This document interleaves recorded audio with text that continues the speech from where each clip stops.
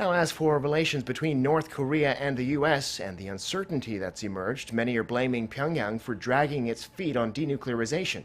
But a U.S. media outlet reports that President Trump may have made Kim Jong-un a big promise of his own during the Singapore summit, one that he has so far not followed through on. Lee Ji-won has more. U.S. President Donald Trump reportedly promised North Korean leader Kim Jong-un that he would end the Korean War during their historic summit in Singapore back in June. U.S. media outlet Fox, citing multiple sources familiar with the negotiations, reported Wednesday that President Trump told Kim that he would sign a declaration to end the war soon after their summit. But since then, the U.S. has been repeatedly urging North Korea to take more concrete actions for its denuclearization, more specifically handing over 60 to 70% of its nuclear warheads within 6 to 8 months. Fox says this is likely what brought about the deadlock and the increasingly hostile response from the North.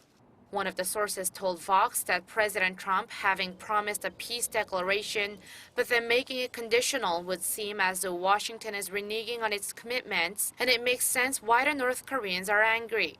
While the White House declined to comment, State Department spokesperson Heather Nauert said she's not familiar with that being part of the overall agreement, but once again reiterated the U.S. believes denuclearization has to take place before anything else. Despite the skepticism and doubt, likely aggravated by President Trump's cancellation of his Secretary of State's visit to Pyongyang, the president once again reiterated that he's on good terms with North Korean leader Kim Jong-un. Speaking at the White House on Wednesday, President Trump said the U.S. is doing very well with North Korea. But he pointed to China as one of the reasons for the current stalemate with the North.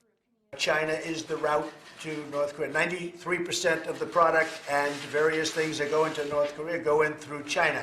And I think that China makes it much more difficult in terms of our relationship with North Korea.